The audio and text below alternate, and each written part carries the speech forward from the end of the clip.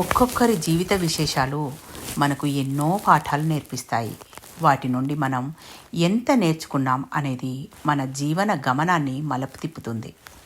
ఒక్కో సున్నా కరిగిపోతే చివరకు మిగిలేది సున్నమే. సుశీల్ బన్ గయా కరోడ్పతి, ఫిర్ బన్ గయా భిక్షపతి. ఇది ఓ చిన్న కథ, ఒళ్ళు పులకరించిపోయే మంచి స్ఫూర్తిదాయకమైన విజయ గాథ. బీహార్ గ్రామీణ ప్రాంతం యువకుడు సుశీల్ కుమార్ అమితాబ్ బచ్చన్ కౌన్ బనేగా కరోడ్పతిలో అన్ని రౌండ్లు దాటి అక్షరాల 5 కోట్ల రూపాయలు గెలుచుకున్నాడు. మరుక్షణం పెద్ద సెలబ్రిటీ అయిపోయాడు. న్యూస్ పేపర్లు, టీవీల్లో వార్తలు, ఎక్కడికి వెళ్ళినా జనం ఆటోగ్రాఫ్లు అడిగేవారు, సెల్ఫీలు తీసుకునేవారు. ఆదాయపు పన్నుకు 30% పోగా 3.5 కోట్లు బ్యాంకు సేవింగ్స్ అకౌంట్లో ఉంది. కాలచక్రం గిర్రున 9 ఏళ్ళు తిరిగింది. 3.5 కోట్ల సుశీల్ కుమార్ ఇప్పుడు నెలకు 18,000 జీతం ఇచ్చే టీచర్ కొలువులో బతుకుతున్నాడు. ఇదో విఫల గాథ. కారణాలు మామూలు. బ్యాంకులో పడ్డ కోట్లు సుశీల్ను నిలవనివ్వలేదు. సరదాకు సిగరెట్టు చేతి వేళ్ల మధ్య పొగలు గక్కింది. రాత్రి అయ్యే మద్యం గ్లాసు చేతిలో తూలింది. ఎక్కితే దిగితే విమానమే. జల్సా జీవితం అలవాటైంది. రమ్మని బాంబే కన్నుగీటింది. తనే ఒక కథగా నిలవగా లేనిది సినిమాలకు కథలు రాయలేనా అనుకుని సిగరెట్లు, లిక్కరు సాక్షిగా కలం పట్టి కథలు రాయడం మొదలుపెట్టాడు. పెద్దగా వర్కౌట్ కాలేదు. తనే ఒక నిజ జీవిత హీరోగా నిలవలేనిది తను ఒక సినిమా తీయలేడా అనుకున్నాడు.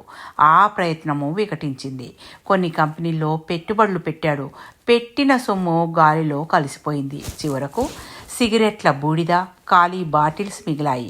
3.5 కోట్లలో ఒక్కొక్క సున్నా తగ్గుతూ చివరికి గుండు సున్నానే మిగిలింది. భార్యతో గొడవలు, విడాకుల దాకా వెళ్ళి 3 ముళ్ళ బంధం గట్టిగా ఉండి నిలబడింది. బాంబేను శాశ్వతంగా వదిలి బీహార్లో తను పుట్టిన ఊర్లో టీచర్గా కొత్త జీవితం ప్రారంభించాడు. అనుభవ పాఠమిది. చాలా సింపుల్. సుశీల్ ఇప్పుడు మారిన మనిషి. నిర్వేదంగా జీవన వేదాంతం జోడించి చెబుతున్నాడు. సుశీల్ చెబుతున్న పాఠాల్లో ప్రధానమైన 2 పాయింట్లు ఇవి. డబ్బుతో పాటు దురలవాట్లు చాలా వస్తాయి. వాటిని నియంత్రించడం చాలా కష్టం. సెలబ్రిటీగా ఉండడం కంటే మామూలు మనిషిగా ఉండడమే గొప్ప. కనీసం సుశీల్కు 3.5 కోట్లు పోగొట్టుకున్న తర్వాత 9 ఏళ్ల తర్వాత అయినా జ్ఞానోదయమైంది.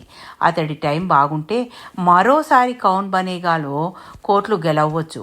3.5 కోట్ల డబ్బు జాతీయం చేయని ఏ జాతీయ బ్యాంకులో వేసినా వారిచ్చే 6% వడ్డీ మీదే ఆధారపడ్డ సుశీల్కి నెలకు అక్షరాల 1,70,000 రూపాయలు వచ్చేవి.